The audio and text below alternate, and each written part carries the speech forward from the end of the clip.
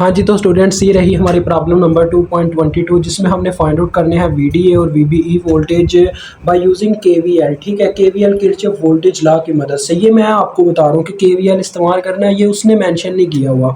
तो देखो स्टूडेंट्स, वही तरीकाकार है, बी से लेके ई तक के वोल्टेज और उसके बाद डी से लेके ए तक के वोल्टेज ईजिली हम कैलकुलेट कर पाएंगे, टेंशन वाली बात नहीं है। लेकिन जो आपने करंट की एक दफ़ा डायरेक्शन मेंशन कर दी वही आपने फॉलो करनी है यहाँ पे। ठीक है, तो यहाँ पे मैं आपको यही सबको कहना चाहूँगा कि आप करंट की डायरेक्शन जो रखो वो क्लॉकवाइज रखो। ठीक है, क्लॉकवाइज डायरेक्शन में।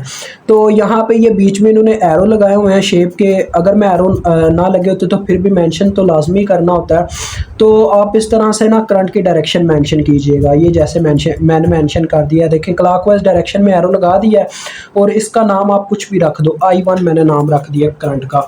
अब हम क्या करेंगे जी, सबसे पहले VDA वोल्टेज फाइंड आउट करेंगे।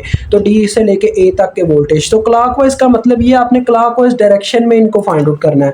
देखो VDA पहले मैं निकालने लगा, यानी डी से लेके ए तक का रास्ता हमने क्लॉकवाइज डायरेक्शन में कवर करना है। यहाँ से देखो करंट इस तरह से चलना स्टार्ट किया, डी से करंट ने चलना स्टार्ट किया और आगे बढ़ते बढ़ती ए तक गई। ये सारा चक्कर है।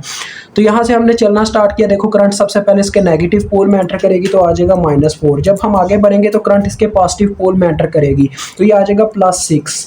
आगे जब हम बढ़ेंगे तो करंट इसके नेगेटिव पोल में एंटर करेगी अपनी डायरेक्शन के मुताबिक तो आ जाएगा -8। अब देखें हम ए तक पहुंच चुके हैं, तो ये आगे अपने पास VDA वोल्टेज। बस आपने क्या करना है जी, प्लस माइनस करके इनकी वैल्यू लिख देनी है। तो -12 + 6 -6 वोल्ट, तो ये अपने पास वैल्यू आ गई VDA वोल्टेज की। अब हम निकालेंगे VBE वोल्टेज क्लॉकवाइज डायरेक्शन में ही। ठीक है, चलकर तो बी से लेके ई तक के वोल्टेज हमने लिखने हैं। यहाँ से हमने चलना स्टार्ट करना है। देखो स्टूडेंट्स, करंट जब यहाँ से चलना, अगर हम करंट को यहाँ से डिटेक्ट करना स्टार्ट करें तो करंट सबसे पहले इसके नेगेटिव पोल में एंटर कर रही है अपनी डायरेक्शन के मुताबिक।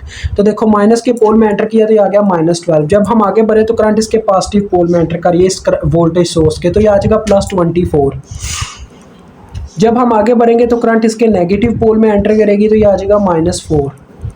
अब हम ई तक पहुंच चुके हैं। ई तक जितने वोल्टेज सोर्सेज आते थे सबको हमने डिटेक्ट करके लिख लिया है। ठीक है, अब आप यहां से VBE वोल्टेज निकाल सकते हो। तो देखो 24 में से 16 माइनस करना है, 4 4 8 वोल्ट आ गए अपने पास आंसर। तो ये आपके पास देखें छोटा सा बस इसका सोल्यूशन था। मुझे उम्मीद आपको समझ आ गई होगी।